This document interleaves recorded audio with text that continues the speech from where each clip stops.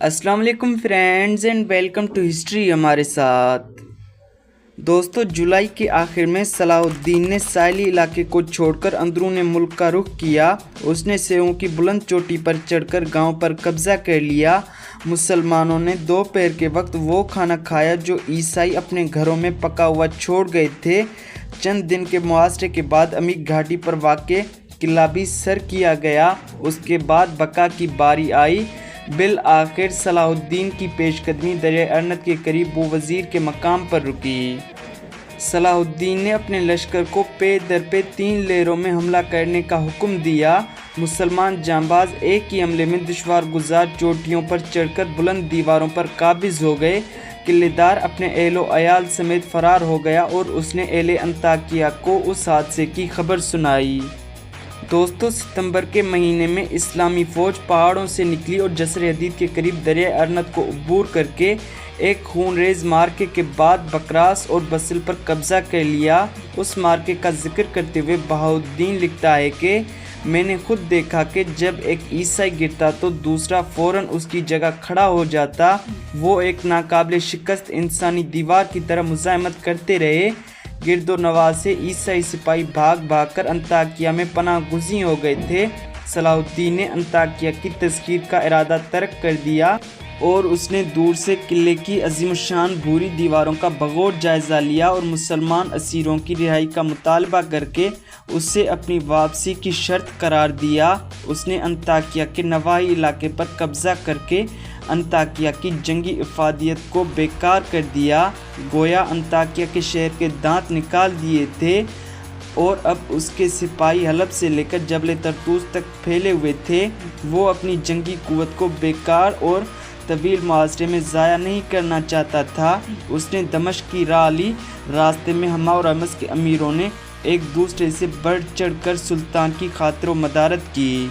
دوستو، امیروں نے صلاح الدین سے التماس کی کہ وہ رمضان کے مبارک مہینے میں جہاد کی سختی نہ اٹھائے اور آرام کرے، لیکن سلطان نے جواب دیا، زندگی مختصر ہے اور تقدیر کا حال کسے معلوم، اور اس نے فوجوں کو آراستہ کر کے جنوب کے سرکش علاقے کا رخ کیا۔ اس کے حملے کا پہلا ہدف قلعہ سفید یعنی قلعہ کرک تھا جو تبریز سے ملکہ پہاڑوں میں واقع تھا۔ سلطان شام کے وقت کرک پہنچا۔ اس نے فوراً قلعے کے ارد گرد چکر لگا کر فصیلوں کا جائزہ لیا اور ایک مقام پر 5 مجنی کے نصب کرنے کا حکم دیا۔ میں اس وقت تک آرام نہیں کروں گا جب تک کہ 5 مجنی کے نصب نہیں کر دی جاتی۔ صلاح الدین یلغار کرتا ہوا کرک پہنچ گیا۔ دریائے اردن کی سیاہ گھاٹیوں کے اوپر قلعہ نجم صبا کے برج آسمان سے ہمکنار نظر آتے تھے۔ مسلسل بارش سے پہاڑ کی چوٹی دلدل سی بن گئی تھی۔ خشک طوفانی ہواؤں سے جفاکش سپاہی یک بستہ ہوئے جاتے۔ سلطان اور سپاہی باقاعدہ رمضان کے روزے رکھتے۔ محاصرہ شدت سے جاری تھا۔ سلطان نے اپنا خیمہ فصیل کے ساتھ نصب کروایا۔ شاہی خیمے پر تیروں، بھالوں اور پتھروں کی لگاتار بوچھاڑ ہوتی رہتی، لیکن سلطان کے استقلال میں کوئی لرزش نہ آئی۔ وہ ذرا بھر پیچھے ہٹنے کے لیے تیار نہ تھا۔ مملوک امیروں نے اس مالک سنگ باری کو روکنے کے لیے انتہائی جوش و خروش سے پے در پے کئی حملے کیے۔ بالآخر تیروں کی بوچھاڑ اور فولادی اربوں کی خوفناک نشانہ بازی سے محافظ تیر انداز دیواروں سے پیچھے ہٹنے پر مجبور اور حملہ آور فصیل میں نقب لگانے میں کامیاب ہو گئے۔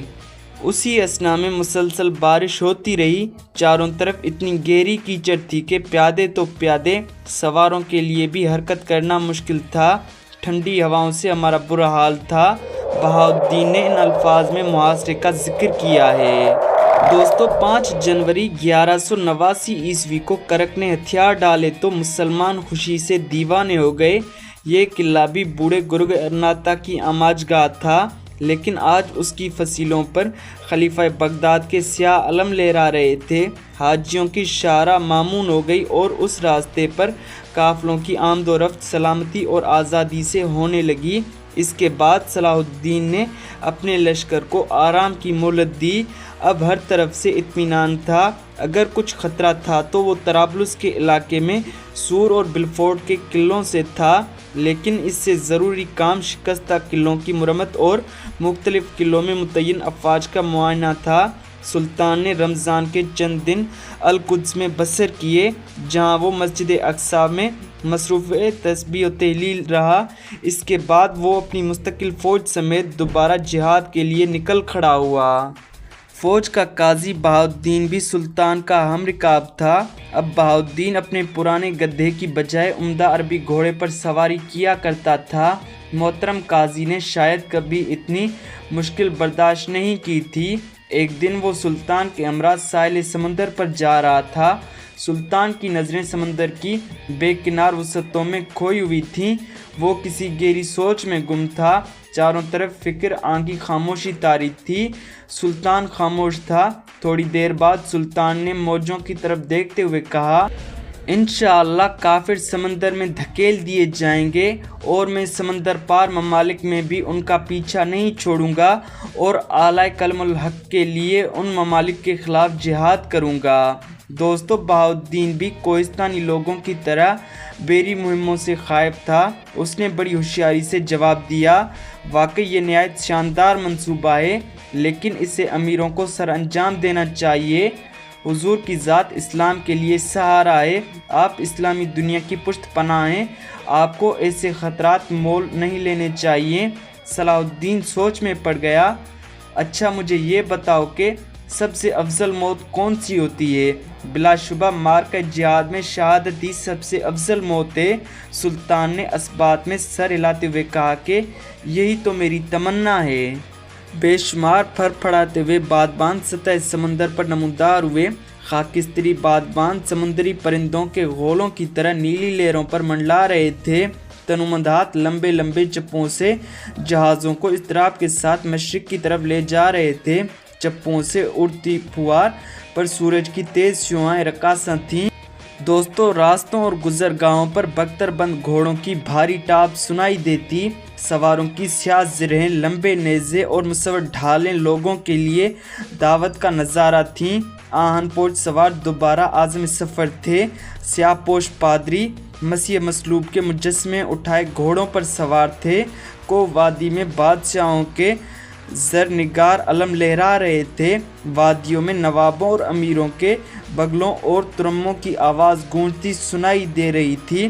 شمال کے برفانی علاقے سے مسلح سوار یروشلم کے گرم اور روشن شہر کا رخ کر رہے تھے۔